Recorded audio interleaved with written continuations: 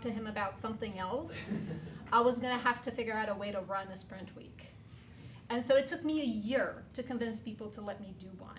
And I'm sure all of you know how hard it is to get people to buy into a sprint week when they've never seen one before, they've never heard of one before. So the time commitment, the fact that we had no idea what we were going to give them at the end of it. It's like, what are we going to have at the end of it? And I'm like, I don't know, but it's going to be cool. It was a hard sell, right? But after a year, they let me do it. And obviously the outcome was tremendous. People everywhere had heard about it, like across business units. It was amazing, right? So amazing that a few months after that, you missed the joke. That's my husband right there. You missed the joke that I put into this just for you, just so you know. Should I go? Yeah. So, a few months after that sprint week, I was offered the opportunity to lead a team of very talented people to create a brand new solution. I had a senior software engineer, I had a data scientist, and a product owner, and myself, and that was it. And in the words of my great-grandboss, he said, go off, do a sprint week, and come back with a unicorns and rainbows solution. No pressure, right? All right. So first thing I did in the month of October, this all happened like late September. Spent the month of October doing what we do. Interviews, value chain analysis, trying to learn about what the problem was, right? So that I could at least find my feet under me. So we did that, and then we decided to do our first sprint week in November. So I had about a month of exploratory work. And our first sprint week was great for a few things. The first one was to actually create a team, because all four of us, we'd never really worked with one another. We had no idea what we were doing, and we didn't really have much contact with some of the deciders in this process. And so that very first sprint week was great to set the team together, create that unified vision so that we were working all toward the same goal, right? And it also helped us get a sense of what that whole solution could potentially look like. It was a pretty big problem that we were trying to solve. And so I'm not gonna lie to you, it was a very, very big bite. Frank here was the facilitator of that first sprint week, and he was up until 3 in the morning wrapping up that prototype for us to test on Friday. Shortly after the sprint week, we attended the workshop with Jake here, and I approached him and I said, how do you keep people from staying until 3 in the morning to wrap up prototypes? And obviously he gave us some amazing input. But I'm not gonna lie to you, it was so beneficial to us. At the end of it, we did more interviews. So we did whole sprint week, we had the user studies, it was great, we got a bunch of feedback, and then we went off and we did more interviews. And we did more user studies. And we went as far as making sure that we had a balanced number of different persona types in our user study groups, so that we could get meaningful feedback from all the different people we're trying to cater to. And that's when we decided to take the red pill and do another sprint week. So the next one was the very next month. I tried to give folks at least 5 weeks in between them, 6 if I could, so that folks weren't super exhausted, and it wasn't always the same group of people, but it was always me and Frank. So Frank, thank you. So the next one, we decided to focus on the first job to be done that we wanted that solution to accomplish. And it was a big one because it included machine learning. And it was the first time that my organization was tackling the use of machine learning in a solution. I also took that as an opportunity to engage a different business unit that could potentially become a partner and that historically we'd had issues with. And so it was a strategic decision to bring them in and participate just to give us input, but it took us a long way in the whole program as we progressed, because now we had partners. We had people who, even though they weren't vested in it, from time to time, they would actually chat me and say, so, how's that project coming along? And it was really good to have their input, because guess what? They had experience with machine learning. Even though they weren't gonna work with us, they could give us a lot of information. And what we got out of it was we learned, well, besides a phenomenal prototype at the end of it, we learned about potential adoption risks with machine learning, which were pretty intense, were pretty high. And so our data scientist got those risks, and she went off and she found other groups within Apple that were using machine learning for similar situations, which is outlier detection. She took our prototype, which was more than just, hey, so we're trying to do this. She actually showed the prototype. We do our prototypes in Keynote, and they're very cool. And she was able to walk them through. They had something to look at and talk about the same thing. It wasn't just in the idea world. It was something they could click through and understand what we were trying to do. And from there, she was able to actually elaborate our strategy for machine learning. But not just that. She was able to turn that strategy into an Excel prototype that she then put in the hands of our users and said, go off and use this and let us know if it works for you. And we did that for a few months. It was great, because we learned, again, so much that we then looped back into what our final product became. And then in January, we did another one. And Goldilocks is near and dear to my heart, because it was in that sprint week that we finally realized what our challenge was, is that the Goldilocks conundrum was, we couldn't give our users too much to the point where they were suspicious. We couldn't give them too little, otherwise it wouldn't be helpful. And every job to be done in this application kind of has this Goldilocks thing where if I give them too much, they will just click through and not really be vested. But if I give them too little, I'm not saving them time. I'm not helping them do their job. So our main goal here was to get the output of Waterloo, which was the machine learning outlier detection, and help them do something with it, which was the Goldilocks. Again, another opportunity that I took to engage a different group of people, but these people, they were really important in the adoption because they were influencers, but they're also known for being people to create roadblocks. And so we engaged them brought them in, and mind you, they did have very useful skill sets for the project, but the fact that we engaged them for strategic purposes paid off in the end. It was a very business-centric sprint week, whereas Waterloo was very technical. To be very honest with you, 60% of the time I had no idea what people were talking about in Waterloo. Here, it was my jam. I knew what people were talking about. It was great. And then we had already had 3 sprint weeks and a lot of user studies. And what we got from these user studies was that there was a big adoption risk overall, which was trust. In part because of machine learning, people don't have a very good distinction between machine learning and artificial intelligence. When you say machine learning, they think that it's going to take over my job, right? So there was a lot of distrust. And so this last sprint week, we kind of already knew what we wanted to deliver, but we were trying to answer an overall question of how can we design for trust? What can we do with this design to instill trust, to address all these concerns that people have? And not just that, but since we were addressing trust issues from multiple persona types, how do we do that, right?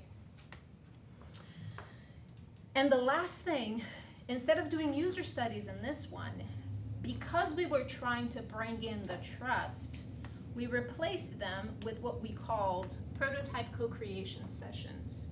So we spent the Thursday, we created a prototype, just like you would, and then on Friday, instead of doing your regular user study, we actually brought somebody in, and we sat with them, and we showed them the prototype, and we asked them questions. And as they were talking about it, we changed them on the fly. And so we had multiple versions of the same prototype with notes about why they were making those changes and how that would help them get more trust on that solution. So that was our last sprint week. We did 4. And then March and April, we did wonderful agile 2-week sprints, and we had a minimum viable product shipped in a learning launch in May. So from October through May, we were able to come up with something, literally ship it to people, to a subset of people, and have them use it on a daily basis, right? Biggest benefits, biggest takeaways for me, right? The first one is, I mean, we had to repeat the journey map 4 times. Pretty much the same journey map 4 times, because there were different people in the room. At the end of it, I still have that journey map, and we use it today to make decisions about the program because it is so well elaborated. It is so good. I mean, I would love to be able to show it to you because it is perfect. Anybody you show it in the business, they're like, yes! No matter where they are in the business and what role they have, they will look at it and be like, yes! So that was amazing. I am not in that program anymore. Since then, I've moved to a different role, but I know that the product owner of that application is still actively using that journey map to make decisions. Second thing, we were able to zoom into those areas of concern for adoption. Again, it's a learning that they're still using today, and when making decisions, when asking questions, it is amazing how the concerns and the questions and the adoption issues are always around the same things that we uncovered and that we focused on during those sprint weeks. It's funny because the whole idea of, well, a whole week of my time became something like, oh my gosh, did you really go from having nothing to have a minimum viable product that's awesome in a matter of just a few months? So it really helped drive that timeline, and it sped it up when compared to all the other projects we've done before. It was incredible. And then the last thing was the opportunity for strategic engagement. Like you're in the beginning of a project, and you start looking at the people who can either make it or break it for you, either because they're going to create roadblocks, or because you don't have enough technical knowledge, or because you don't know who you're going to end up having to deliver that product to, who may have to run with it. So right at the beginning, I stopped and I did that analysis, and when I mapped it out, I was able to pull those people and just invite them to a sprint week. And they felt so happy that they were engaged, that they were heard, that their opinions mattered, to the point where we created a prototype. And some of those opinions were horrible. There were horrible ideas. And we're like, yes, that's great, let's put it in the prototype. And then they would be in the other room watching the user study and looking at the user, and the user saying, this is really bad. I didn't say anything, right? The user did, so, but we tried it, right? I mean, we heard you. So we are shipping our product, our Unicorns and Rainbows, in February to a global population of users of above 6,000 people. So it's pretty good. And I got promoted because of all of this, so I think it's pretty good, right? And that's it. Questions? Thank you. Yes? I got a question. So you mentioned for the fourth one, you changed it slightly by turning the, instead of the testing session, it was a co-creation session. Mm-hmm. So were there other tweaks given just the different nature, some of them much more technical, others more user-centric? Were there other tweaks to the specific activities across like either the interviews or some of the sketching activities across the the book, or was it kind of exactly by the book every activity? That's a very good question, and I am very thankful to have Frank facilitate the first 3 sprint weeks, because he is by a book, and it doesn't matter, and he's really good at saying, all right, we're done, and people are like, no, wait, he's like, we're done, moving on. So I had concerns actually about the second sprint week, particularly because it was about machine learning.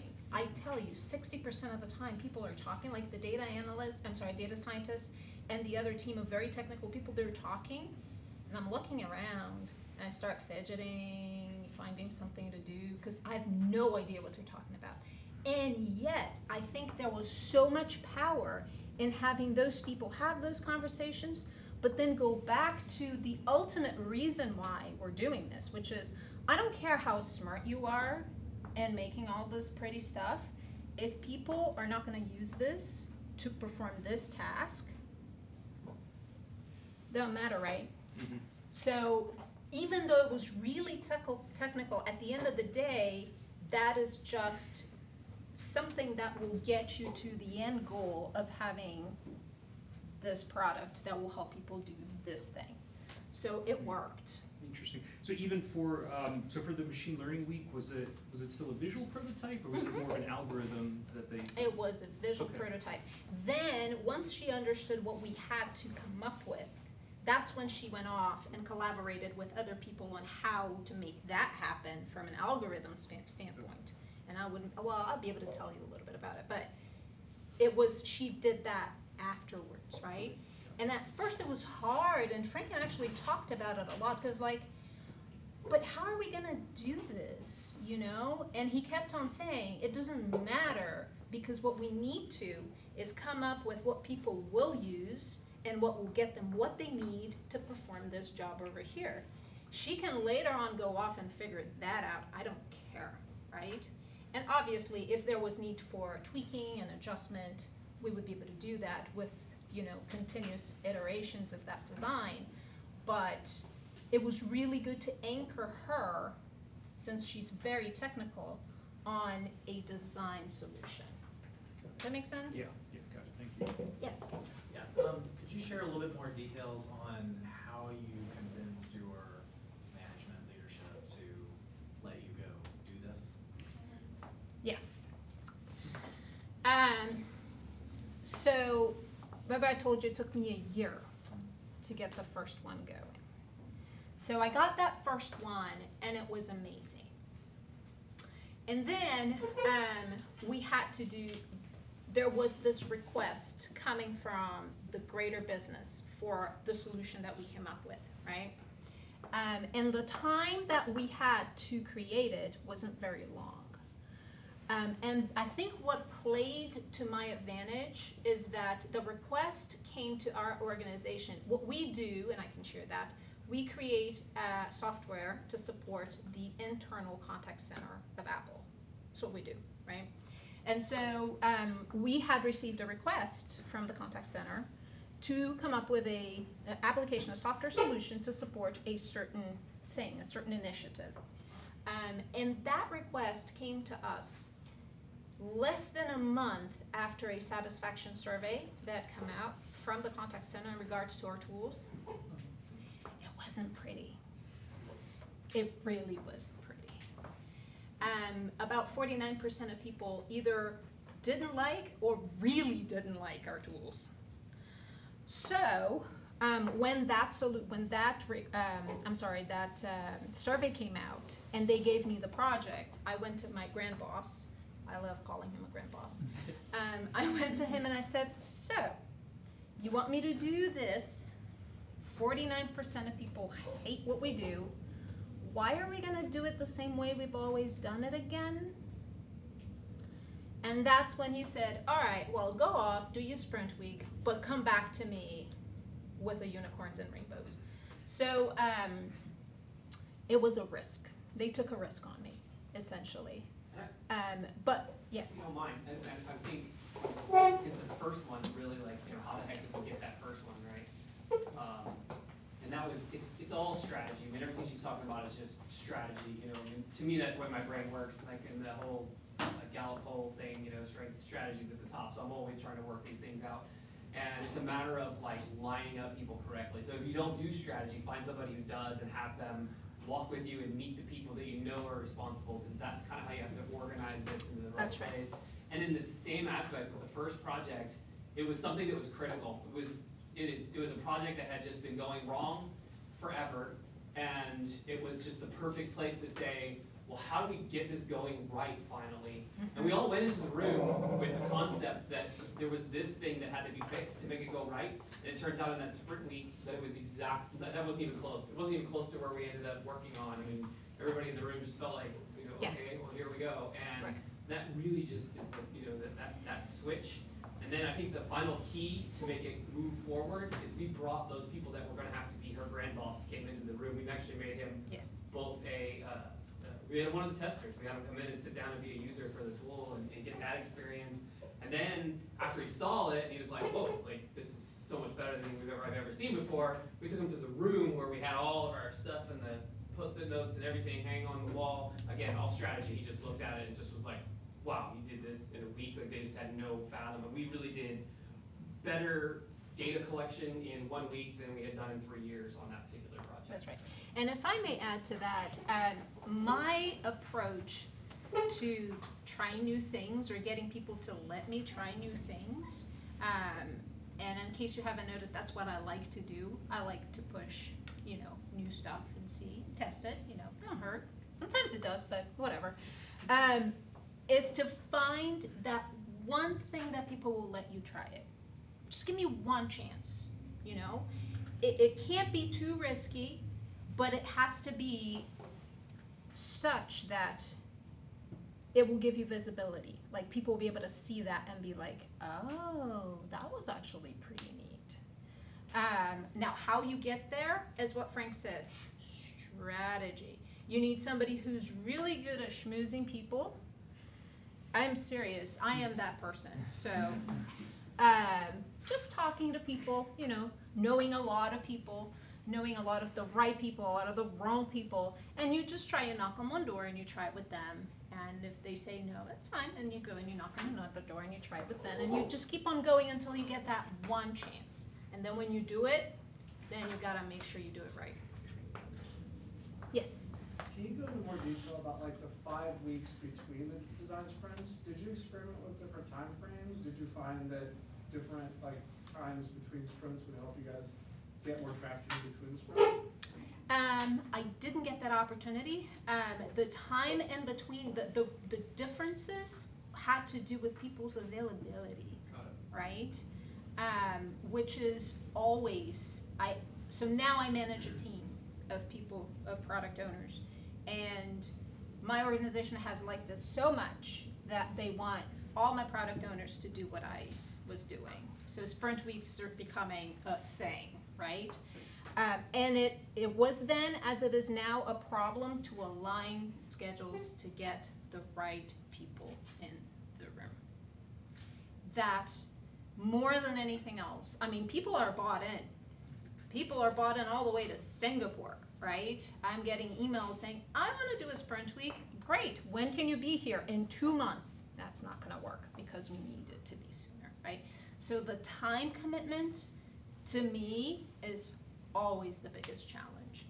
During the 5 weeks, were there any meetings about the things that you were working on, or did you just totally hands off and try to keep everything? No. We reviewed, so we did a lot of work with the feedback that we were getting so that we could cluster it and understand, since we were doing so many user studies, getting those documented in a way that we could analyze and make sense of was extremely important. So much so that at the end of the 4 sprint weeks, we came up with value propositions that we got from all the user feedback. We have 11 value propositions for that application that have turned into a very well-structured prioritization system for the tool. So there was a lot of work that was done, in addition to user studies, iterations, and all of that stuff. I ended up getting folks to come to the team rotations that will work for me for free, who wanted to get exposure to that kind of work. Free labor. I can't emphasize how good free labor is. We just got them to go off and continue doing iterations and user studies and capturing feedback and all of that, so that we could then take a step back, myself and the product owner, and analyze all the feedback so that we could make sense of it and do something with it. Because I think that's one of the biggest risks of doing a lot of design sprints, is just letting that feedback sit and pile and not do anything with it. Then you lose one of the biggest values of it, right? Yeah, yes. Yeah, what's the level of your fidelity for your prototypes in Keynote? It's pretty high. They're very high fidelity, very on brand. Yeah, it's pretty high. I have him to blame for that. Yes. Yeah, it's so obviously we're Apple, we have a lot of macOS products, macOS, iOS products, and we try to make sure everything's real. I mean, that's the point. I mean, Apple employees are very, they're just infused with that detail-orientedness day after day. So I think the best example, a friend of mine, this is an old tool, worked on something for retail, and they made a beautiful tool, did everything it was supposed to do, and they released it as a web tool. And the retail employees hated it because they're like, hey, why don't you respect us? Like, why can't you build us an iOS app? Why did you give us this web app, And, that's all you had to do is basically turn it into a web app. I mean, you could have just wrapped it in an iOS shell and, give a web view, and they would have never been the wiser. But they went all the way and got, immediate buy-in. Everybody was the exact same tool doing all the same functionality, but just at that sort of level. So that in sort of, I've been there doing this for a long time there, and it just, I used to just do the plain old normal wireframe sketches to try to get people's, and I found the more detail I can put into it, the more things I can pull, the faster I can get that user to just, become in the role, right? We're trying to set up a stage and create, an act and a play and get real feedback. Here's somebody really cry if it's necessary, and that there's no way to do it without being as detail-oriented as possible. So that's why she's, stuck with me doing that. And that's why he stays up until 3 in the morning making those prototypes. And just to pile onto that,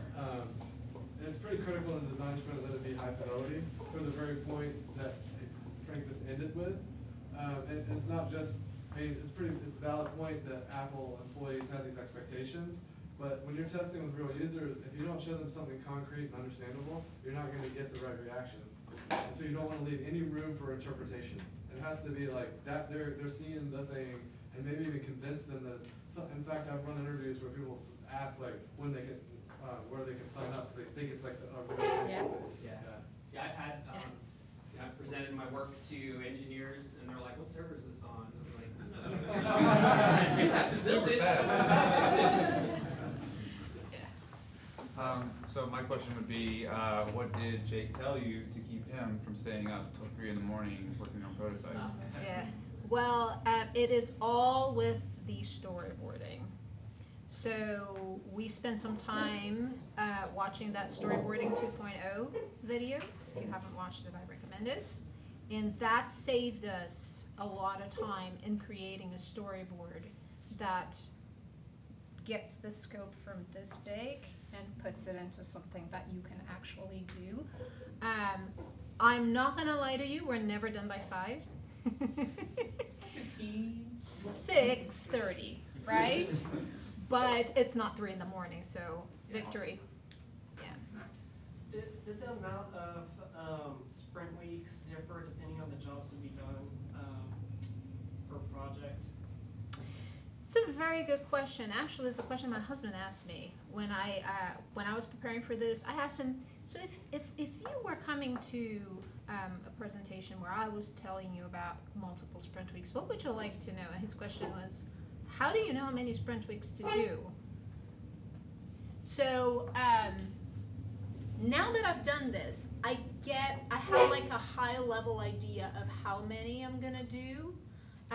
Because I have my product owners do the journey map before, like as soon as the project's out, I'm like, go off and do a journey map. We're gonna have to do it again, I don't care. Go and do it. because then when we look at it, we get a sense of where the opportunities probably are. And I have a high level sense of, okay, so we most likely want to do at least 2 because of these 2 big ones.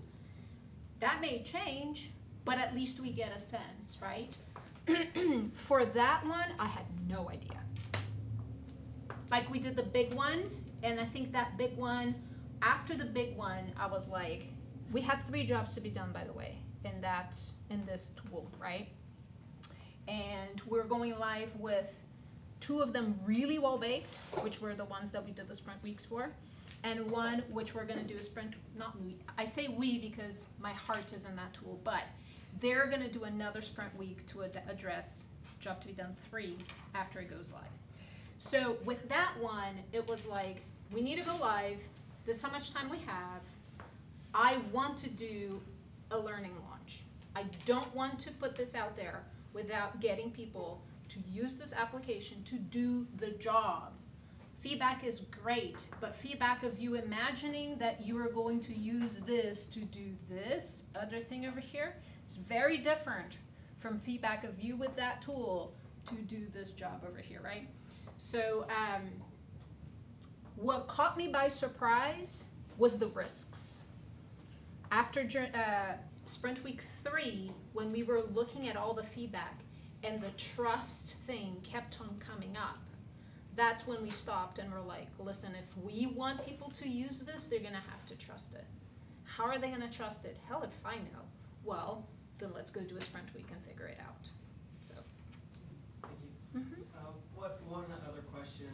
So my company does design sprints, but it's more like twice a year because it takes a lot of resources, you know, different roles and flying, you know, sometimes travel, depending who we need. So I'm just curious, like, how that's sustainable. I mean, I know you guys are Apple, so there's plenty of cash, but I'm sure that took a lot of persuasion. So I'm just curious, like, what do you have any recommendations, like, if, you know, going down the route you guys? Yeah. How about we trade emails and talk about this in 8 months? Because I just started my new job, and my job is to figure out a way to make that sustainable.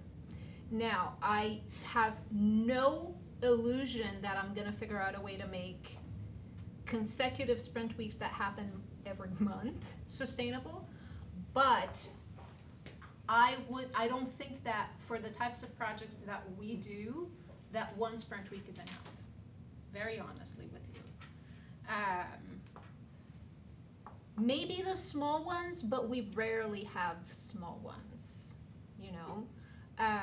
So I'm gonna have to figure out how to make that sustainable. I mean, we have one scheduled for the 29th of October, and this earlier, right before coming here, I was chatting with people to beg for money to bring people over, so. I don't know how that's gonna pan out. Even at Apple, that's a problem too. Thank you. Mm-hmm. Have you guys tried running the Spring Weeks like during remotely? That's what we're gonna try in October. Wish us luck. I have no idea how that's gonna go. Yeah. What I'm hoping to do, has anybody done that, by the way? Cause here's the thing, we're gonna do half remote, half on site. What's your plan?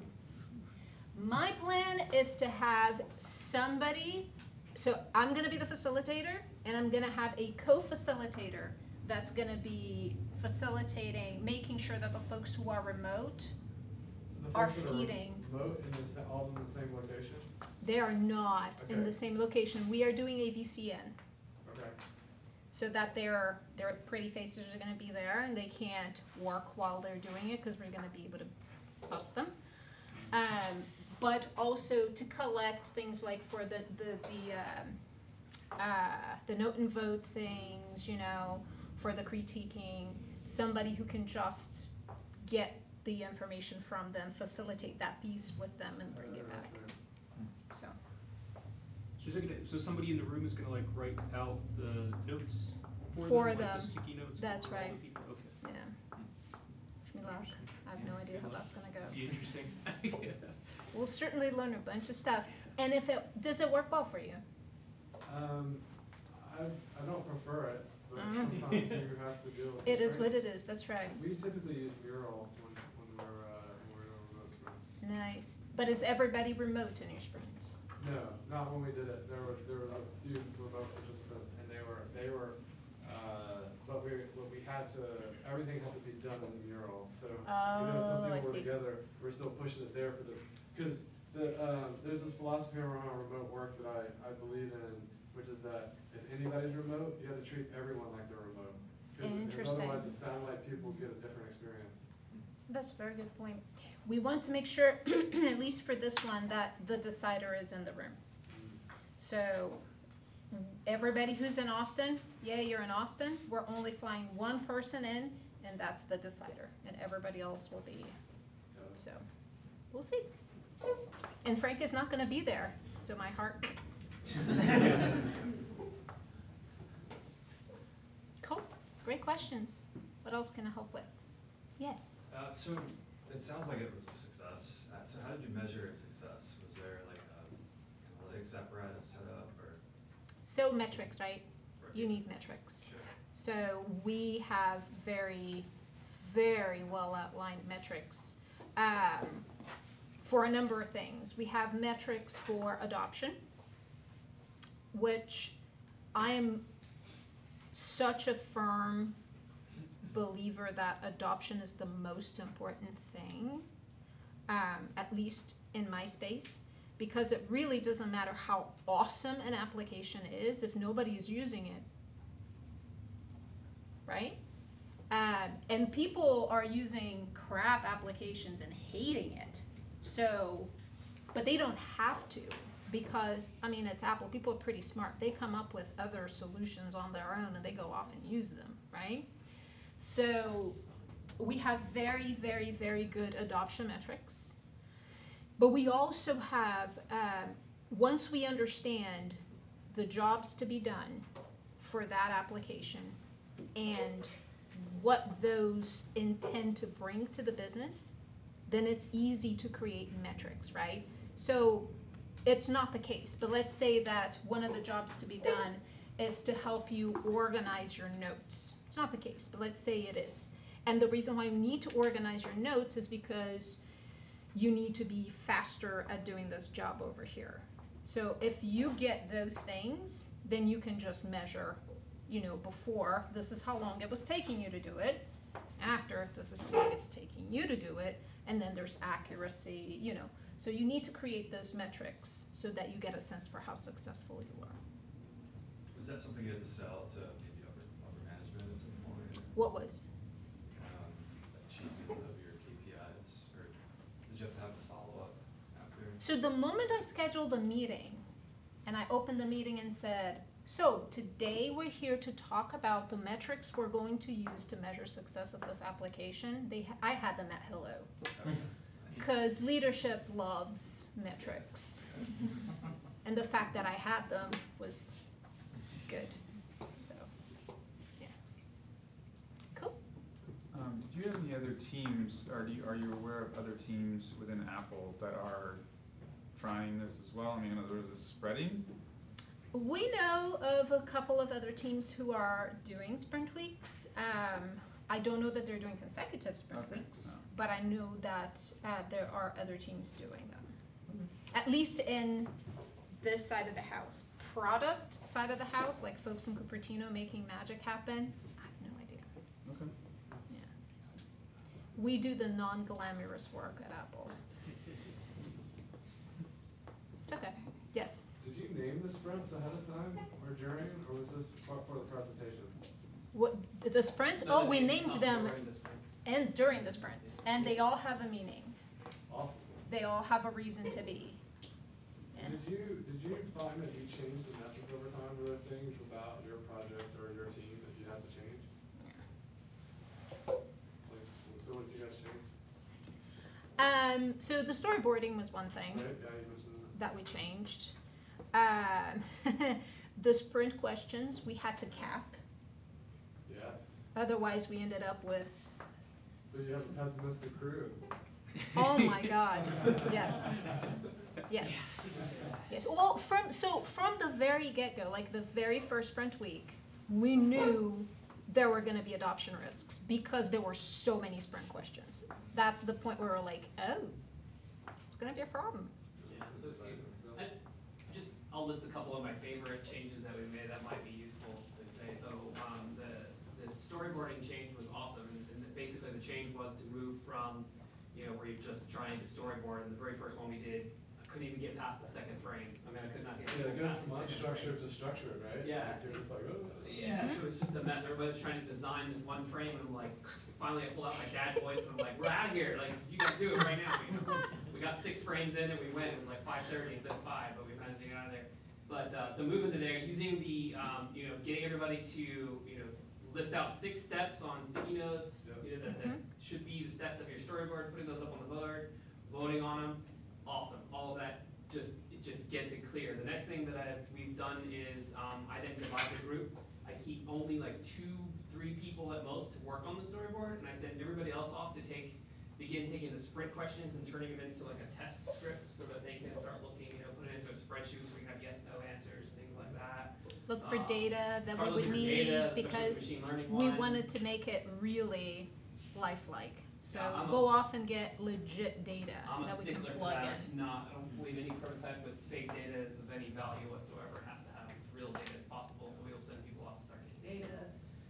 The other one, all as that far as stuff. storyboarding, that I really like is if a need comes up for one of the frames in the storyboard that is not in the design that you've selected, you can only fill it with anything that's in the room. You can't make up something that's not in the room. If you don't see something that's in the room, And we cut designs up too. That's always fun. I love watching people's faces. Their design gets kind of cut into little pieces and put on the board, but it does make a better product in the end. So, what else did we do? I think we shifted.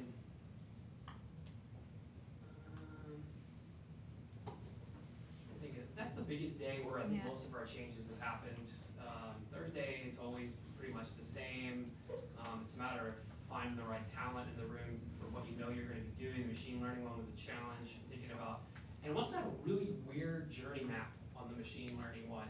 Like, most of your maps seem to go like this, like as you would expect to make a map. And in the machine learning one, we ended up with this map design that had several columns in it for some reason. I can't even get the picture in my mind, but I can't think of why. It was like almost like walls that you had to go through to make things work, and but it made sense in the end. I was gonna say something else. When we're prototyping, when we're actually creating it, for the sake of speed, we do it on iCloud so that we have multiple people working on it at the same time. Well, multiple, 2 or 3 maximum, right? But it helps speed up the process a little bit, so that poor Frank is not awake until 3 in the morning. Yes. Are you pulling from a sticker sheet or something then too to speed that up? Yes. Sometimes. Yeah. I have a lot of stuff that I usually you take my bucket, Right. take my little bucket. Yeah, we'll create like masters. Okay. Yeah, You and know? so occasionally we've been lucky, like, this one guy was actual, Xcode developer, he was able to sort of get us a bunch of cool exports right from Xcode that was useful, so it's pretty cool stuff. Yes. I was gonna add to the point about customizing the prototype and having real information. I once did a prototype where people were logging into their social media in the real scenario. So we grabbed their information, like what's your Instagram handle, and we found that information. So we made 5 different versions of the prototype, each for each customer or interviewee. And so when they logged into their screen, like, oh, it's my face, me. my current thing, and my real friends. And so they were able to already start to feel immersed in the experience. We did that once with a screen. It was an amazing effect, actually. All it was just a hello kind of a thing, and it said their name, and it immediately engages the user into your prototype. And in this case, it was an iPad app, and they've seen it before. We were prototyping a big change in it, and normally they go to the home screen and it's just a big black home screen with a couple of buttons. And this time we changed it so it said hello so and so. We did the same thing, like each person who came in, we had it ready. I think we were kind of doing it on the fly. We were using Sketch, and it was an actual interface they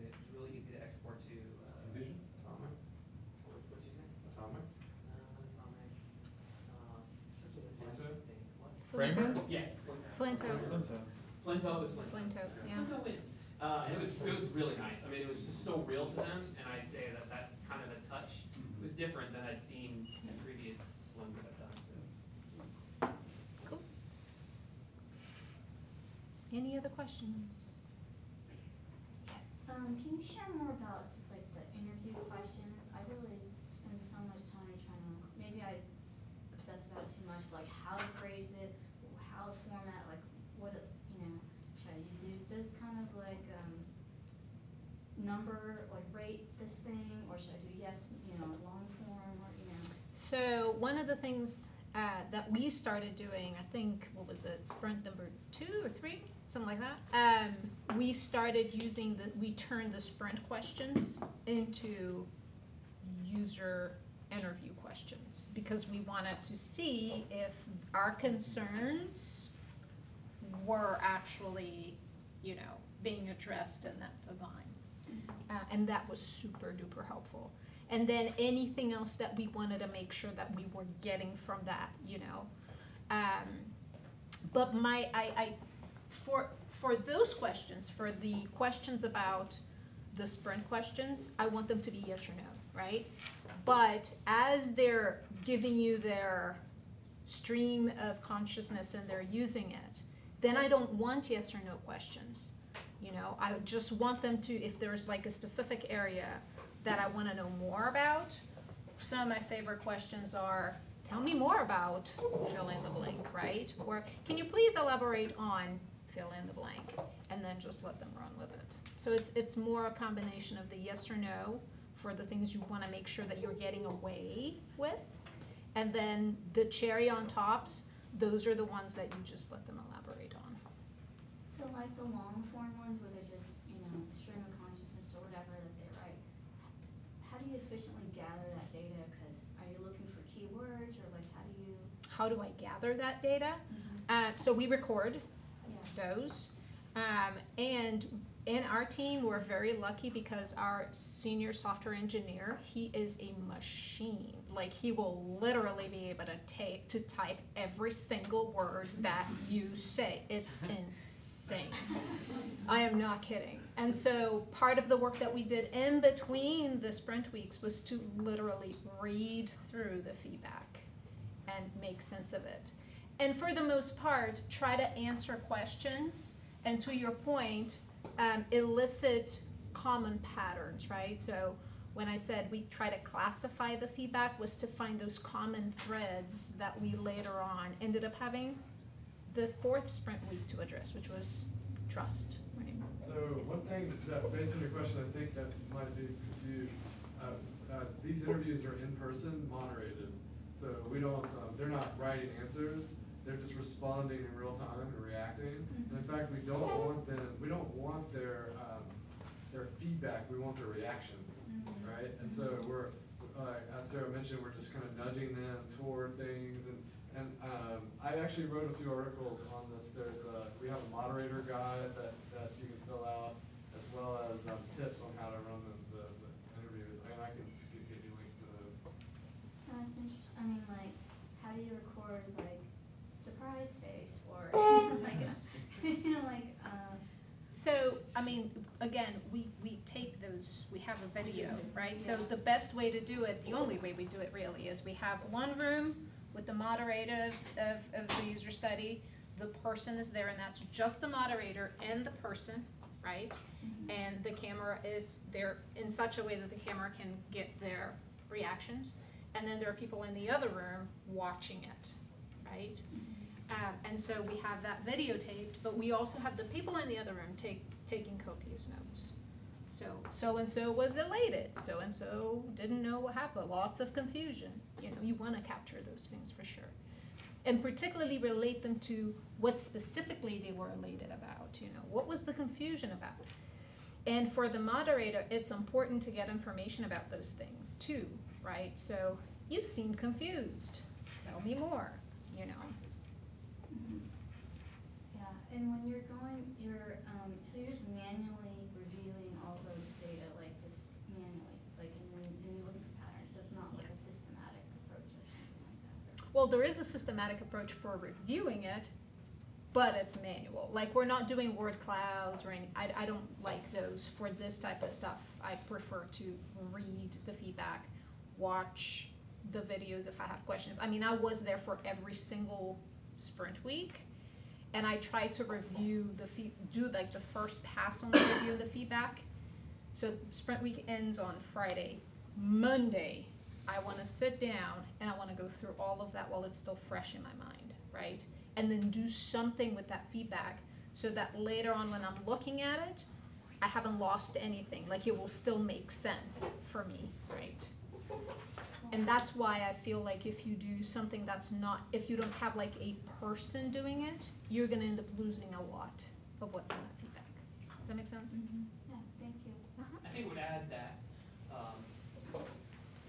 generally what I've seen happen in the sprints that I've done is you have people in the room that are watching these interviews. Sometimes we even bring other people that may not have been part of the week, because we have access to them, we'll bring them in to watch.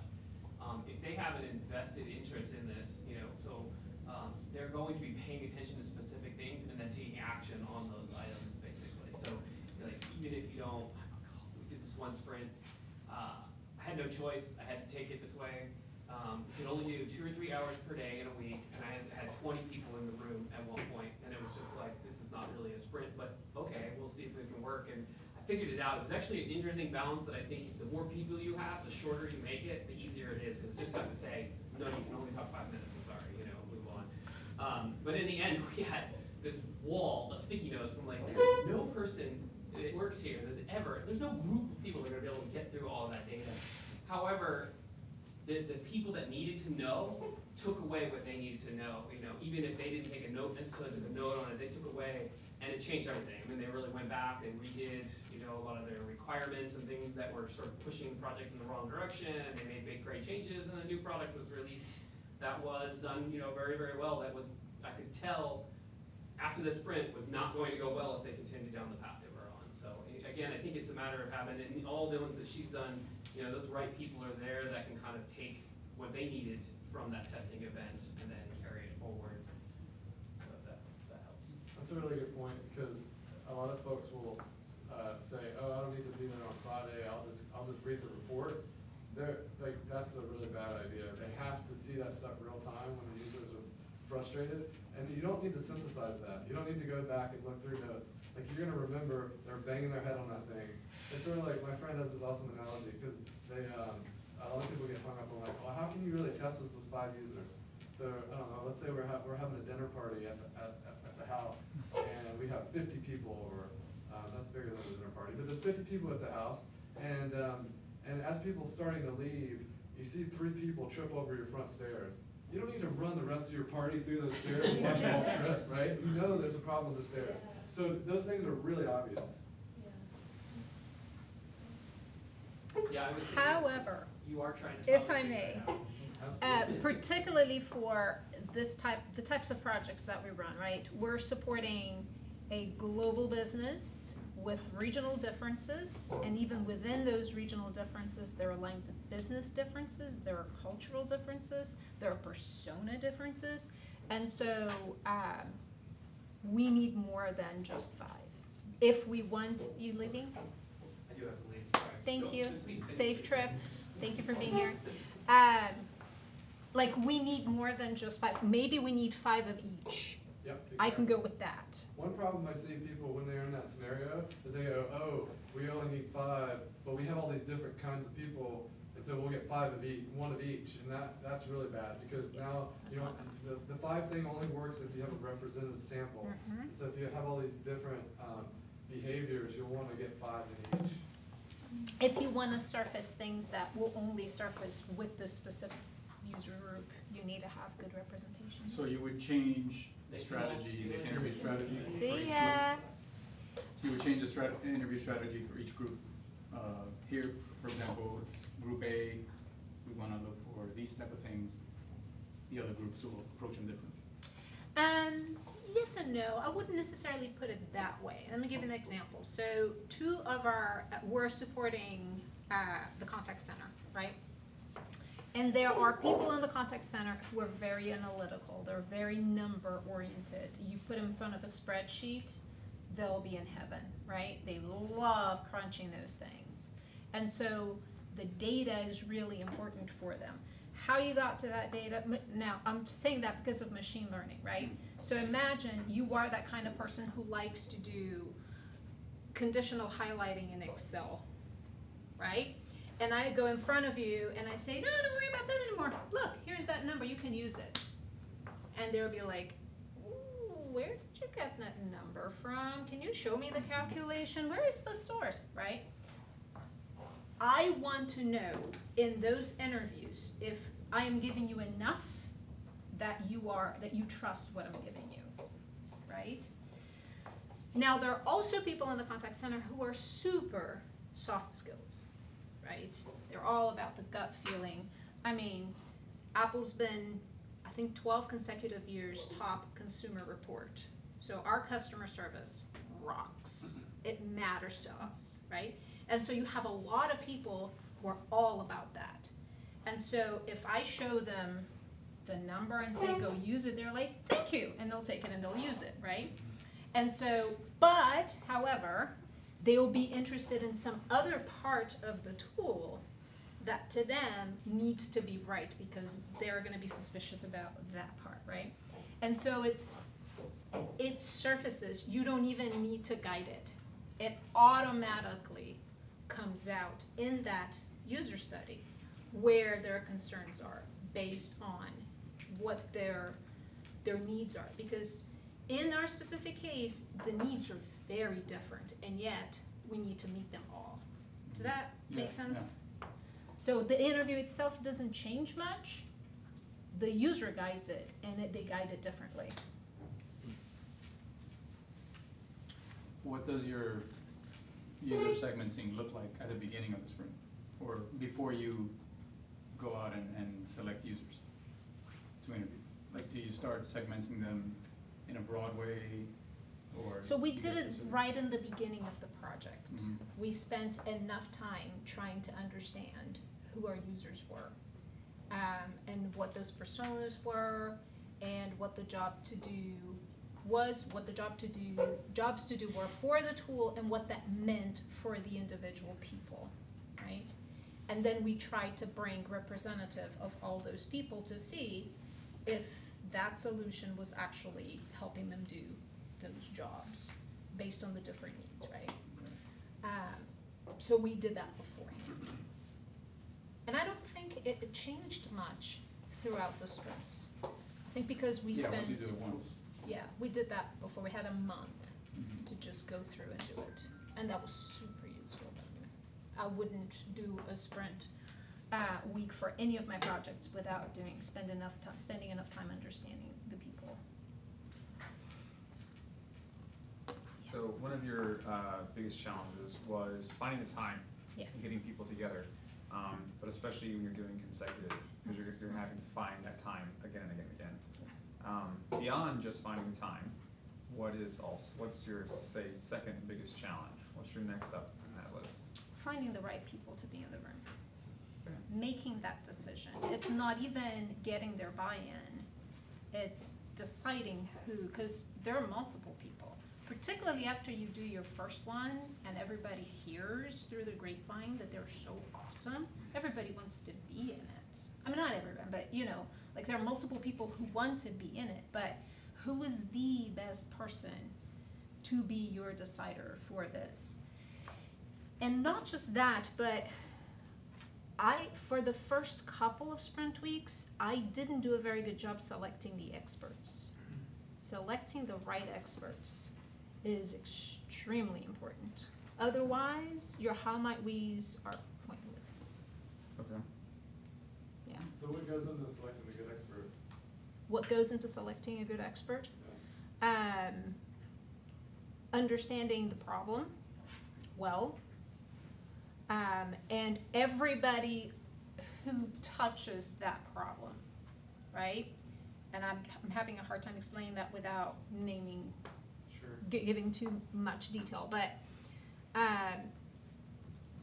so if you look at a problem that we were trying, a problem that we try to solve. You have your end user, phenomenal, right? But then you have everybody else around it who may know parts of that, how to solve that problem, that the end user may not be very clear, if that makes sense. So doing a map of people and the roles that they play, the actors, not necessarily for the journey itself, but for the problem, you know, who are these people, you know? Do their managers have anything to do with this? Do their managers manage? Just, you know, because that's how I ended up finding some gaps that I had in my experts, is because I wasn't taking into account people who weren't in the hierarchy. There are people who are involved in that problem that are completely outside of the hierarchy who are much better experts, you know? So, yeah. I found that experts can be a great way to pull in people who would be great to be in the sprint but can't make it because of scheduling or because of the, you know, being too many people in the room, because then they can still be involved in at least that part of it.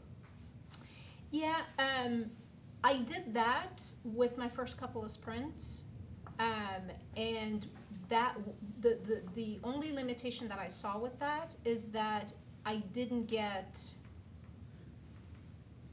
a broad sample of input. It was pretty much the same as the people who were in the room, you know, which is good, but being able to bring others from different positions within that problem, if you will, made us look at it from yet a different perspective, and they brought up things that we wouldn't have thought about. I think that might be a benefit of doing consecutive sprints over just a kind of one-off solution where you're just doing the one. Like, in other words, you're kind of refining the group of people as you go along. Okay. Yes, if I had it my way, I wouldn't do one sprint ever again. No, unless it's a small enough problem, you know, or if it's a piece of a bigger problem that you are already good with, you just have to kind of figure this one thing out. But in the types of situations that we have where it's a project, it's like brand new solution, go off and make unicorns and rainbows. It's kind of hard. I mean, we could have done just one. And I'm sure we would have had a better outcome than if we hadn't done any. But I think that the fact that we did multiple, it set us up so well for the ongoing life cycle of that program. So another question would be, like, how well does this work within an agile work environment? Thank you for bringing that up. Oh, awesome. That makes me happy. So, let me go back here a little bit. So once we were done with Linus over here, this was Agile. Okay. So it was a very seamless transition. And the thing, so with Agile, what you want to do, like if you look at Agile, there are some folks within Agile that say that design should live within a sprint, and I'm now talking about Agile sprints, right? Development sprint. Some people say that it's a part of a sprint, design. I disagree with that because that makes it just a mini waterfall. Once you go into a sprint, you need to have a good sense of what it is that you want to do, right? So not to say that you can't change things a little bit, but you can't not have anything. You can't go in and then bring the designer and say, now you go off and do it. No, you need to have something, right? Some people will be fine with just the wireframe. Some people will be fine with just like a handmade wireframe. That's fine. But what we ended up doing here, we had prototype. We had the last prototype. The last prototype from the last sprint, now design sprint. This is gonna get confusing really quickly. Just saying. So the last prototype we had looks a lot like what we ended up with a few changes. So what we ended up doing was just lifting those slides and and dropping them in whatever ticketing system you have, go off, right? So it's really easy to do this. Now, the only caveat is that here, we did all our design here, right? Like the bulk of the design, and then we did development. There's gonna be a point where they're gonna have to start working on job to do number 3, which we didn't address because we didn't have time. And so it's gonna be a matter of how big is the team and who can you spare to go off and do this while you keep business as usual in development. So that is a challenge. But other than that, I think it worked really well. Awesome. I mean, for real. We started in October, and by early May, we had a pretty solid product in the hands of people. It was beautiful. And we had 2 software developers with me. So it wasn't a whole lot of people developing, yes. What was the change in the feedback when you first started in October to March? The customer survey feedback? We haven't done it You yet. haven't done it yet? Is that No, coming up? because it's not going live until February, like to the greater population of people. Because we're doing machine learning, so we need enough time to train the algorithm, right? And we don't want to go live until the algorithm can produce something that we're confident in. So, What are you anticipating? as far as The satisfaction? results, Oh, I think it's going to be tremendous because everywhere, and we were really smart too about our communication strategy because we never shared our prototypes with anybody who were not users. We had a very strict policy of do not email us, bless you, do not take screenshots, do not send it to anybody, right? And so there was this big hype that we created behind it. And everybody who would come out from user studies would be like, oh my God, guys, this is great. And we get emails, hey, can we see it? Nope, not yet. Nope, not yet. And then in June, we had this Memo Viral product go live in May. And then 2 months after that, we had a Global Leadership Summit here in Austin. And that's when we uncovered it with this pretty video of people just gushing about it. So I think it's gonna be all right. Yeah, I think it's gonna be all right, yes. I just want to understand, so October all the way through February, it was one product that you were running multiple sprints in versions on that? Yes, Oh, wow. yes. Wow. And it was, so You here, only tackled 2 jobs to be done? 2. Wow. So in this one, we ran the whole product, Yeah. right?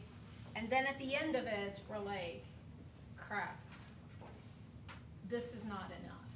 So we lifted job to be done number 1, and we did the second one, which was about machine learning, right? So that's job number 1. And then we did job number 2, which was Goldilocks, which is what you do with the output of the machine learning.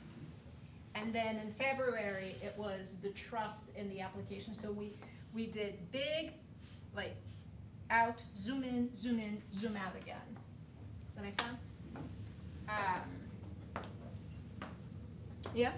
But you're still targeting MVP, you're not targeting the long-term vision of this product, right? Oh, we're targeting a long-term vision. Okay. Yeah. So whenever you get to February, you have this giant product, Uh-huh. and you're saying MVP by May 18th. Is That- there a version that you're cutting down to say this would be So, MVP? yes. Okay. So the MVP, so remember earlier we talked about value propositions? So we have 11 value propositions, and they're in order of priority. And not just that, are you familiar with the Kano approach for prioritization? Okay, no. Okay. Refresh. So it has to do with the things that matter in an in a solution, right? So you have core, you have use, you have explore, and you have one more that I apologize. But essentially, it has to do with how much people expect to find this in your application. How much is this a surprise and delight? How much is this going to help bring these people back to your application to build a bigger relationship with it so that it becomes a more integral part of their task performance, whatever it is that this application does, right? And why don't I try to find this, because I'm not doing it justice. May I? Do you mind if I take a minute to find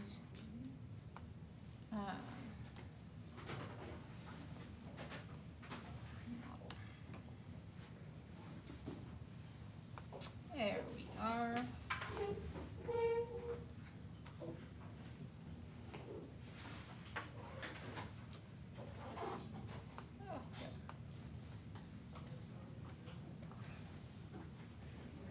There. I was like, what? Okay. So this helps you make a decision about what you're going to focus on, right? And so we did a lot of work to define within our value propositions. Thank you so much for coming. Thank you.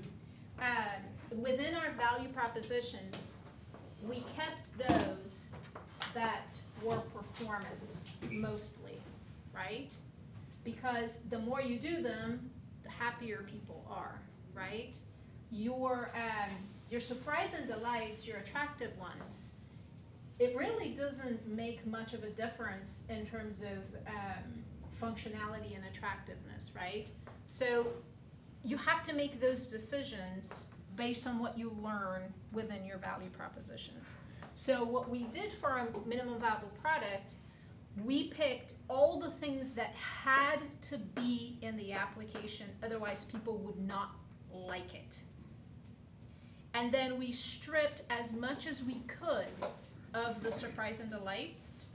We sprinkled some here and there, the ones that were lower level of effort, but high in delight, right? For the minimum viable product.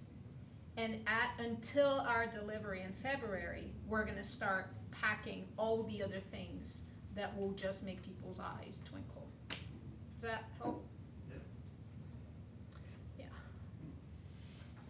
My heart still lives in that project. I don't know if you can tell. But, yeah. Anyway. Yes. It sounds like this methodology, the whole process was adopted by other departments and kind of replicated. You mentioned something about that. Not yet, but Yeah. I'm planning to conquer the world, so Okay. hopefully. So my question is there any kind of documentation that you have internally about this? We It's do. kind of weird. We do. I can make some recommendations on things, well, less about the consecutive sprint weeks, but all these things that I'm talking about, like the Kino, folding burritos is amazing, by the way. So, in case you've never been here, this specific article, the 20 product prioritization techniques, this is amazing. This is a must read. Because again, if you're engaged in, very rarely do you get to deliver everything you want to deliver. You have to make decisions about what to cut. Maybe you'll be able to do it later. Maybe you'll never be able to do it. How do you make those decisions? And being able to speak about it in an objective way is golden, because for the most part, most of the meetings I've ever been where people are talking about their prioritization decisions, they're very subjective. Like, well, you know, we heard in this survey, 60% of people want this. Well, let me look at the question you asked, right? So these prioritization techniques are as objective as they come. And having one will take you so far in making good decisions. So I think it's a combination of all the sprint work that you do, all the interviews, all the user studies, and then getting that and creating this you're golden, you're solid. Have you Folding read the book? burritos. What's that? That'd be a great place. Have you read the book? What book? That'd be a great place to start. So, Okay. so Jake Knapp wrote a book on, and that's where all this comes from. Okay. It's called Sprint, and you can go to thesprintbook.com. And we publish a lot of content as well. So if you go to voltagecontrol.co, you'll see a lot of digestible content there as well. And you can also look up AJ and Smart, because that's where they're at now on YouTube. So I was actually gonna ask a question about that. So you've modified, obviously, Frank was talking about like cutting out parts of the designs. Like, in other words, you've made modifications and adapted some modifications to the Sprint itself. So my question would be, in the same way that AG and Smart has made their own like modifications to the Sprint, and you know Douglas is producing content that kind of facilitates and adds to Sprint. What about the times between sprints? Are you systematizing those areas? Because it's almost like a sprint and then a recover, and then a sprint and a recover, and so you're systematizing that recovery period. Okay. I am. And that'll be kind of something that you may be rolling out, or is that something that plans to share, or? I don't know that Not I yet. can Okay. share, Okay. but if I can, I will. Well, it just seems very interesting, because it's like, you said, it can be very exhausting, obviously, a whole Yes. week, but so much of the work of the next sprint is set up in that time between. And even if you need an next sprint or what or not, is a result of what you do with what you've learned in Right. that sprint. Okay. Yeah, for sure. Very cool. Yes. Do you find that there's a sweet spot in terms of team size? That can be sweet. 6 to 8. I like 7. Right smack in the middle. We actually did one with fewer than 6. Yeah, we did one with 5, and it was horrible. How, why?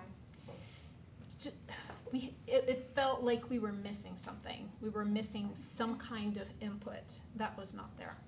It is a sweet spot, and I think it's in the book too, isn't it, Douglas? 6 to 8. Yeah, I think he just flat out says 7. Yeah, does he? Is 7 because there's an odd number in there? No, because there are different roles, right? For all the people who are in the sprint week. So you need to have one person in each of those roles for it to actually work. Otherwise, you're going to be missing that specific type of input in your week. Has anyone, just show of hands, who's read the book or is familiar with designs? Okay. Is this for many people here, first time being exposed to this? You can apply it to anything. Okay. Yes, you can. So there's a lot of people that Anything. don't have experience That's right. doing this here, so. You don't need to be a designer. Yeah, No. there just seems to be a lot of, I think we kind of just dove into the details without setting up That is true. a, My apologies. I thought establishing- folks Yeah, no, it's, already knew about it. but yeah, there's just so much content out there in Design Sprint, the Sprint book. Yes.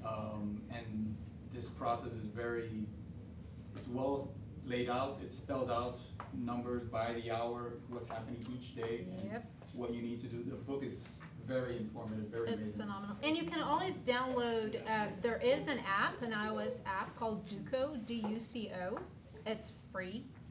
And it's helpful because it's like this thing that you can carry, and it gives you like, what do you do next again without having to open a book? It was helpful to me. But those of you who are familiar with design thinking, it's like all of those steps of design thinking just into a week, and then you get a product. Yes? This might be a little bit less design sprint specific, but more just user analysis specific. So with your scientific background, you mentioned having a moderator do the user walkthroughs. Do you always have a third party, like unbiased person? Or It's me. It's you typically? Okay. I do it because I love it.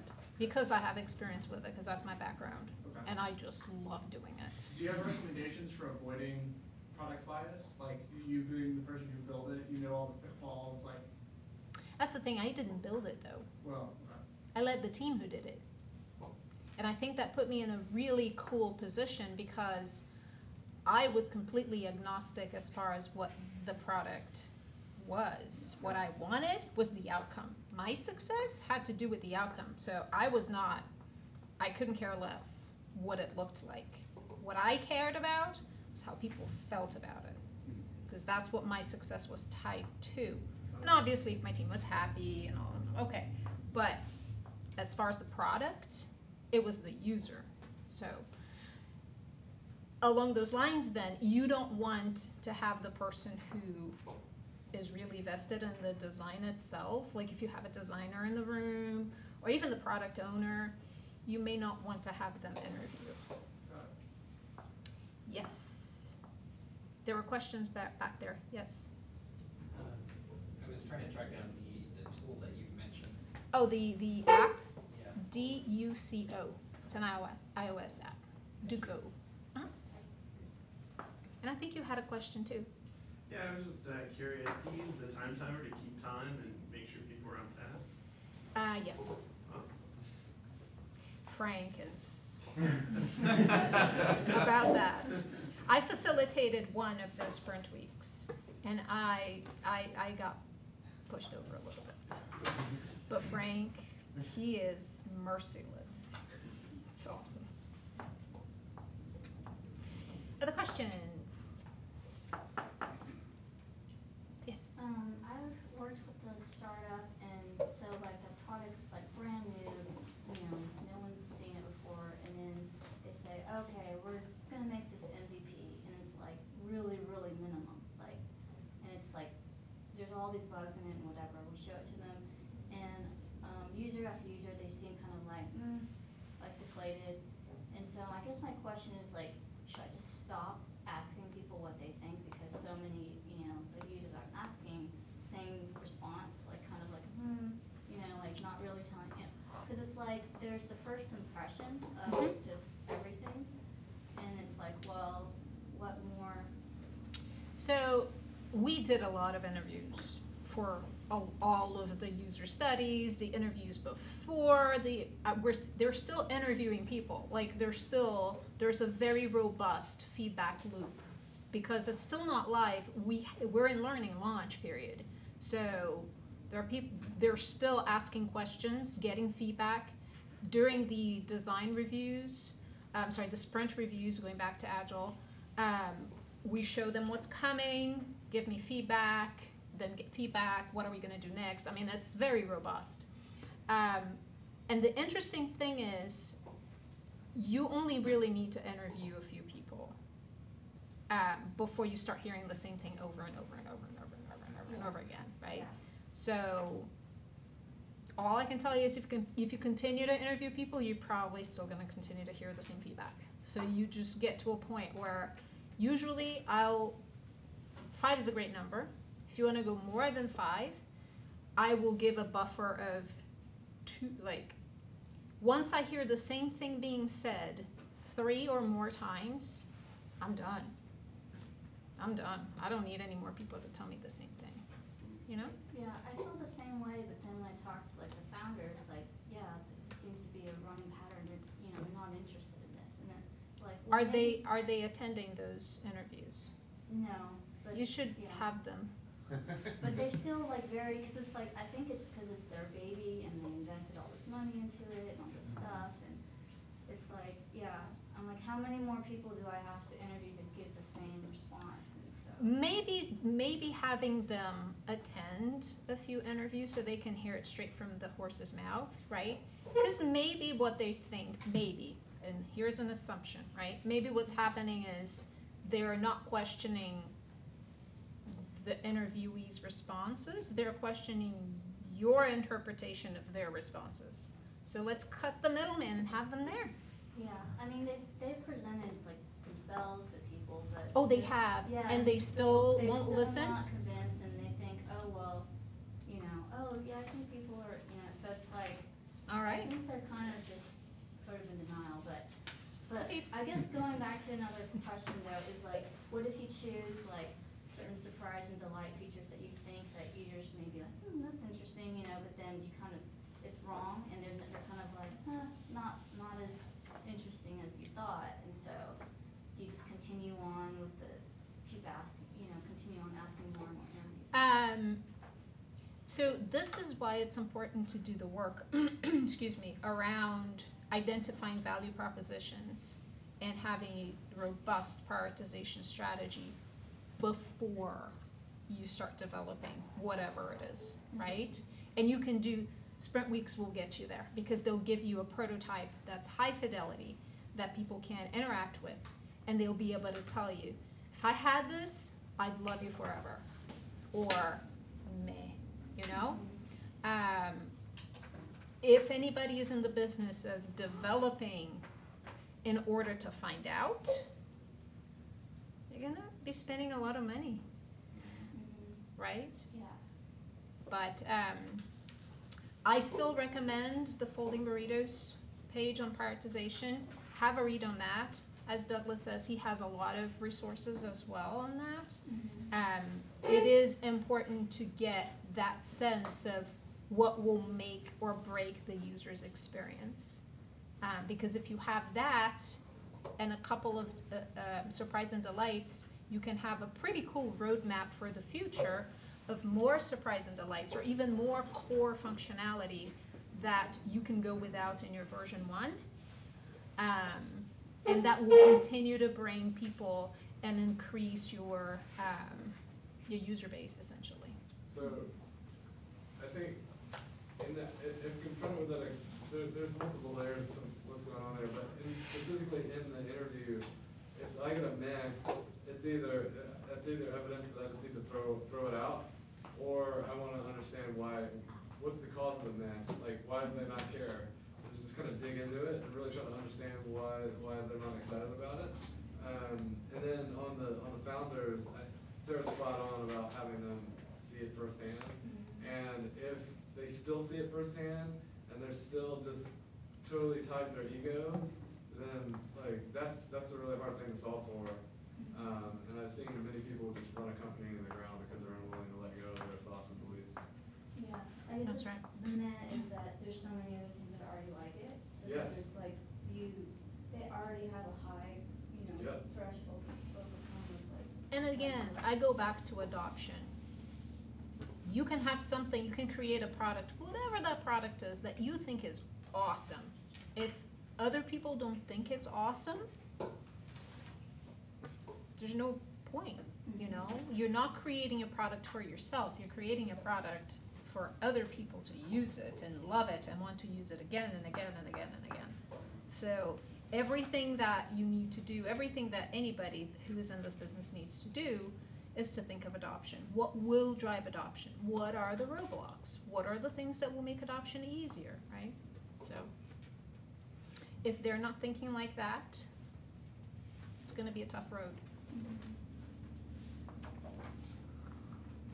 So do you like have like one big like heck yes kind of feature and then like a couple of surprising like little minor ones, or is that like? So it's less about feature and more about understanding the job that it needs to do and why it needs to get done. And around so why are you building this? Yeah. You know, like why would people need this? What is an unmet need that this is going to help meet? So that's the first question. And then the second question is, okay, great, so there's an unmet need that you're gonna help meet with this. The second question is, why would they wanna meet with this then? Because I'm sure they could figure out another way to meet it. So what's superior about this? And you can only get there by understanding what people want and what people need and all of that. Now, how many features will get you there? That's why I said it's less about the feature and more about what you're trying to do or get your product to do.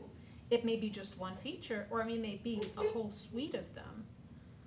As many as it will take to get your product to meet that need. Yeah. One example I'm thinking of is like, okay, Facebook was created, but then Google Plus came along, and people were just like, nah, like they had a few differences, but it was still kind of meh, and they had all this funding behind. I mean, it's Google, it's still like people weren't interested in think it's very complex, the reasons behind why people would go to Facebook and not Google Plus. I mean, I don't know enough about that market to even begin to talk about it. But I think at the end of the day, it has to do with meeting users' needs, how you meet those needs, timing, right? I mean, there's so much that goes towards it. Value chain analysis is a great tool to understand competition, what makes them successful, what gives them a competitive edge, and what can get you to steal their users. Eyeballs, yeah. Yeah. It's a good thing. It's a great thing to do. I mean, we did it even internally. We're not competing with anybody. These are internal applications. But we did one to figure out what other things people would potentially use instead of using this application that we're doing. So, It's highly interest- recommend it. Yeah, it's interesting that you feel like 3 to 5 is already a good sample size. I feel kind of the same way, like there's a pattern here, like I don't need to. Right. But Exactly. some people say, oh, that's too small of a sample size, like, Well, maybe you can ask them how many they need, yeah. you know? There's a popular article by Nielsen Norman Group. This specifically talks about the 5, why you only need 5. You look up Nielsen Norman 5 users or something, you'll find that article. But essentially it talks about how you get 80% of your information within the first 5 feet. Basically what you talked about, the stairs and all that. That makes sense. And that's just enough to get you a rough idea of where you're headed, what to do, information. It's not the clearest or the most complete of information, but it's plenty that you get quickly. To get the rest of the information, the 20%, you're gonna have to interview 100 more people. And it's just so costly to get that. Just barely Right. incremental value. So it's yeah. enough for the purpose of a sprint or that initial effort in research. In the research world, they call it the difference between qualitative and quantitative research, right? You get your qualitative research with 5 people, but if you want to do the quantitative research, then that's what he said, you need way more than 5. And that will give you a lot of nuance, which is great. So I think it's more a matter of, do you have the resources to do it? If you have the resources to do it, knock yourself out, right? It's great. It will give you a lot more confidence in your results. But if you don't, just go with the qualitative and you'll be fine. You're welcome. Excellent, thank you. Thank you.